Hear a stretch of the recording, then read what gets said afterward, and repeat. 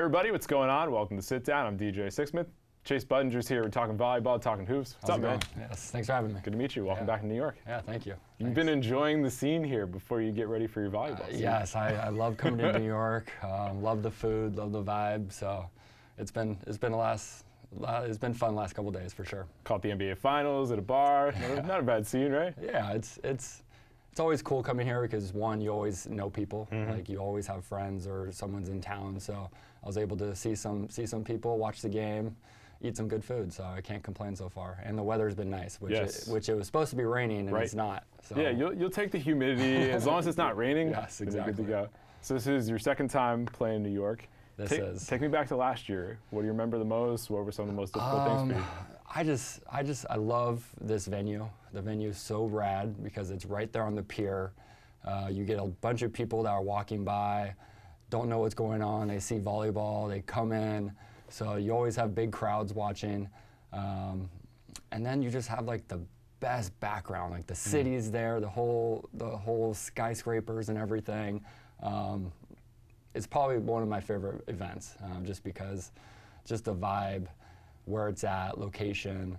So I'm excited. I'm real excited for this second year, and it's in a different location a little bit. So where are you guys this year? It's in Hudson River Park. Ah, okay. And they completely like redid the whole thing and made it really cool and like welcoming. And I haven't been there yet. I've only seen pictures of it, so I'm real excited. I'm actually going later today to practice. Nice. So I'm real excited to to step on it and see what it's like. Well, Hudson Yards is all the buzz right now, Yeah, so that's you're true. coming at a good time. Yeah, for sure. So how long have you and Seth been playing together now? We have been playing, Casey and I have been playing for probably like 6 months now. I gotcha. Yeah, it's been a really good partnership so far. He's one of those super energetic players, and I really feed off of that really well, and he gets me going. So, you know, sometimes during a match I could get very mellow and like just. He kind of brings you up a little bit. And he definitely brings the energy out of me like throughout the whole matches. So it's been real good so far. You just seem kind of like a low-key, chill guy. I know. See, that's what everyone says about me. So that's just who you are. Yeah.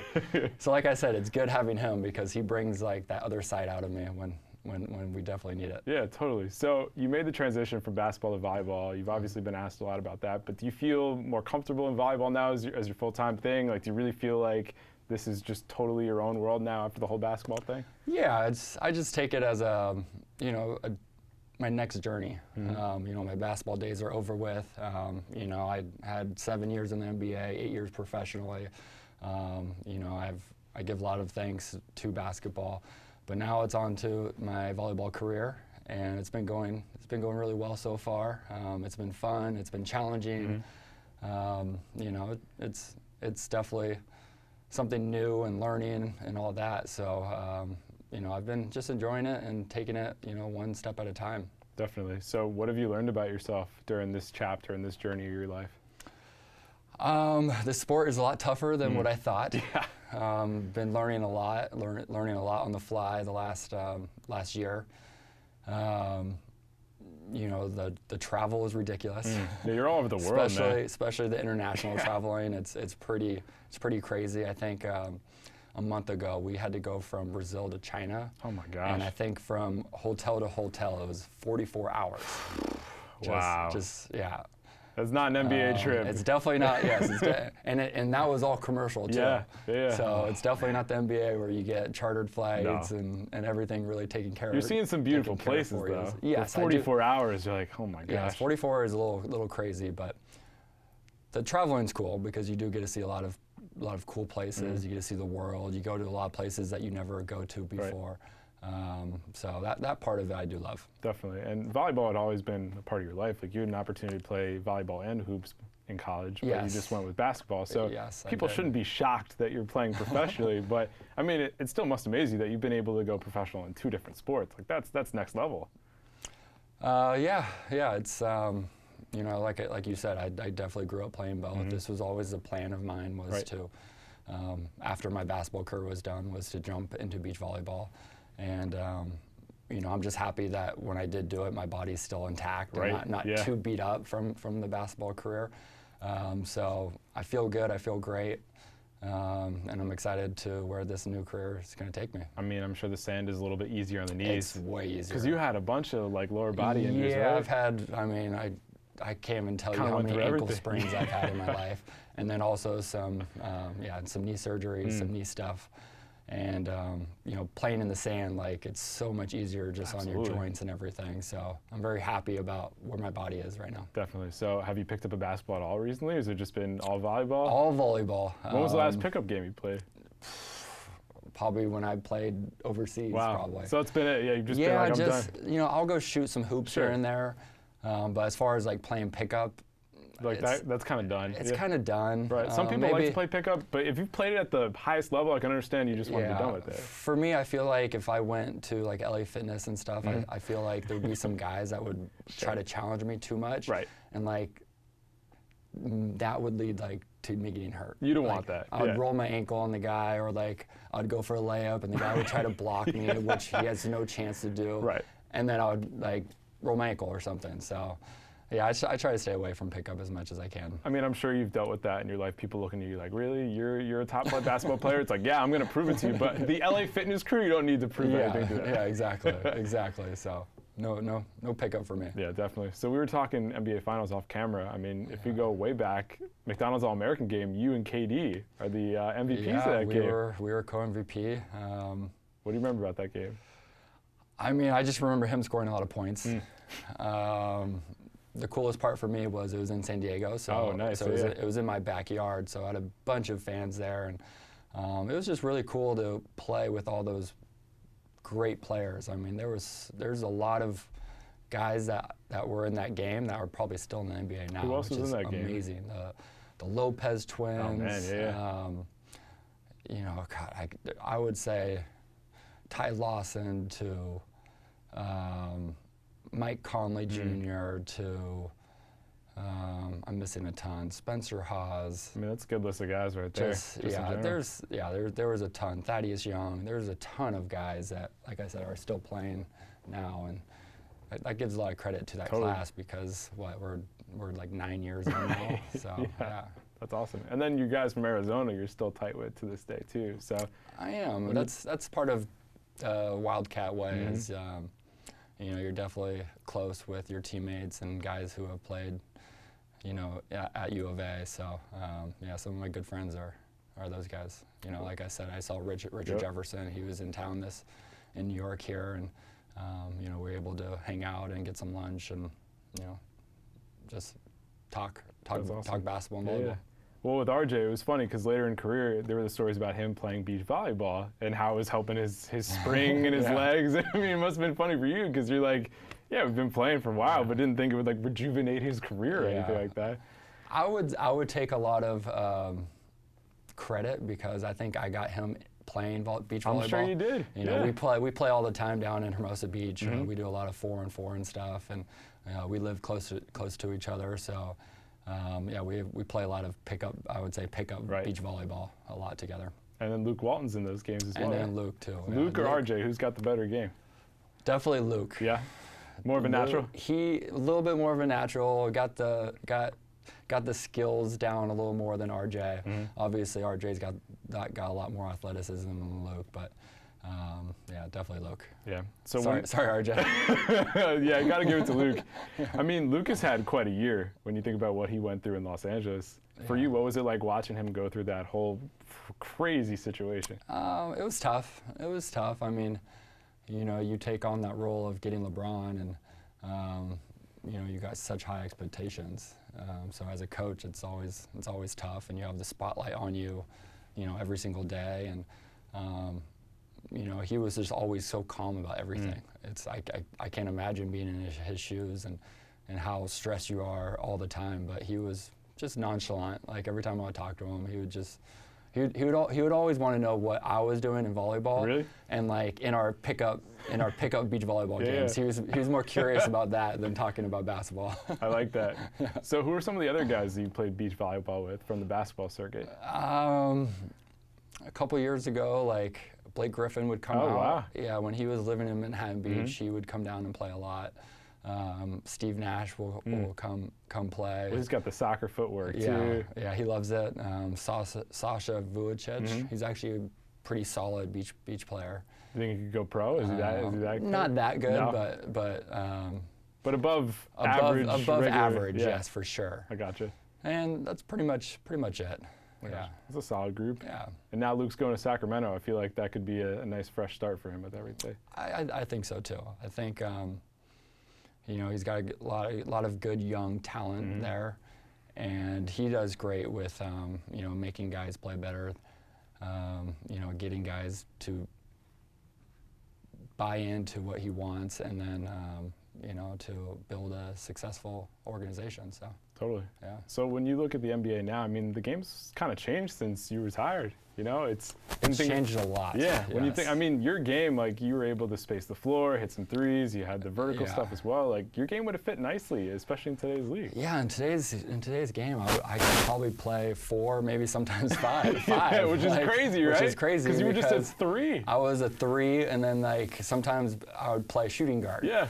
I would never sniff the 4 or 5. Yeah, I would never sniff that side of it. But now, just because of the small ball, how everyone is going to it, right. I would have been able to play a lot of 4, play a lot of sometimes 5. So and the contracts too, you're just like, it's crazy. There are guys sitting on the bench right now bringing in $80 million. That could be a nice situation. Yeah, sometimes I think back, just born at the wrong time. But no, I never regret or anything. No, you had great moments. I had a good career. Yeah, so. 7 years is not an easy thing to do. Definitely not. No. You had the dunk contest as well. I did, yes. How did the Diddy thing happen in the dunk contest? I've always wanted to ask you that. So we were trying to do the playoff of White Men Can't Jump. Right. And we actually tried to get Woody Harrelson to come down to do it with me. Because where was the All-Star game that year? It was in Orlando. Okay. But he had a prior engagement where he couldn't come down. I think he was at a charity event. And then, so we were kind of scrambling of what to do. And then one of the guys that worked for the NBA knew Diddy and was like, dude, Diddy loves doing this stuff like this. Let me give him a call. And gave him a call the night before. Wow. And got him to agree to it. So so literally an hour before the dunk contest, he came in and we were able to practice for 10 minutes. Wow. And then that was it. That's crazy. Yeah. Because you see the finished product, you never know what the backstory is there. Yeah. So I was more nervous just because we didn't get much practice, how he was going to do in the spotlight. When we did practice it, I think we were successful for maybe 10% of the time.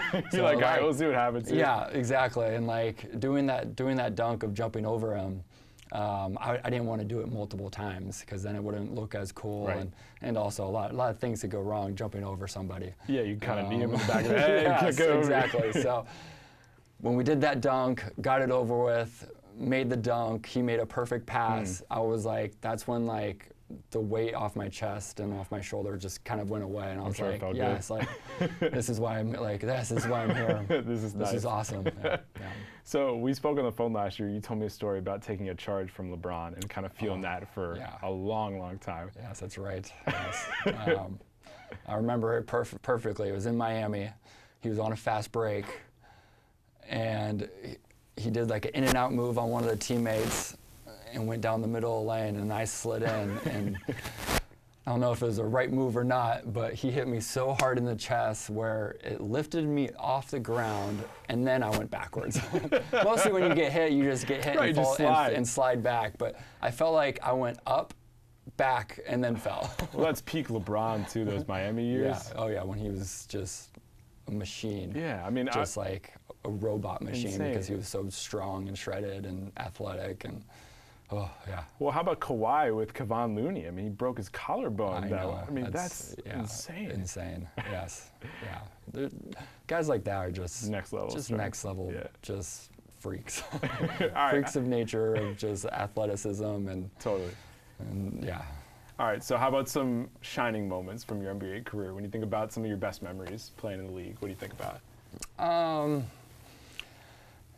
think just some of the guys I got to play with, when Shane Battier was a mentor of mine, so learning a lot from him when I first got in the NBA. I think he helped me a lot to stay in the NBA and be successful. Obviously, doing the dunk contest was really cool. That was always like a dream of mine as a kid. Totally, you watched the dunk contest growing up. Yeah, and to finally be able to participate in it. You know, to hit some game winners. You know, to go back and like sometimes I'll YouTube myself. Yeah, and there you go. and see the game, like see a game winner, and just like relive that memory again is really cool. I'm gonna have to do that myself. Chase Budinger game winners. I haven't done that one yet. Yeah, but yeah, I mean, there's a lot of good memories. Those were probably some of my most memorable. I think the only time I was really starstruck was when I played against Kobe for the first time. I grew up a Lakers fan, so playing against him my first time was probably my one starstruck moment. And it was funny because it's a funny story with him. I checked into the game, and I had to guard him. And he comes up to me and pats me on the butt and goes like, "Welcome to the league." Oh wow! And I'm like, "Oh, that's so cool! Like he like knows I'm a rookie. Like that's awesome." So then the next time down, they do a play call for him. Gets the ball in the post, and he does his fadeaway jumper towards the baseline. Yeah. But before he does that, he goes and he gives me this like elbow hit right to the chest, almost knocks the wind out of me, and then hits the jumper. And then as we're running back down, he pats me on the butt again and goes, "Welcome to the NBA." Wow! So you had a legit welcome to the NBA moment from Kobe. Yes. Wow. Yeah, it was pretty funny. That's amazing. Yeah. So when you think about your volleyball career, what are some of the moments that stick out to you so far? You know, I think last AVP tournament against Huntington. Yeah, you had a big time performance there. Yes, but like beating Phil and Nick, especially Phil, who's probably one of the greatest players to ever play. To finally play against him because that was the first time I've played against him, and then to also beat him was probably my big moment, and was just really cool. That's awesome. Good deal. Well, best of luck this weekend. Yeah, Thanks for coming in. Of course. It's been a pleasure. All right, everybody. See you next time here on The Sit Down.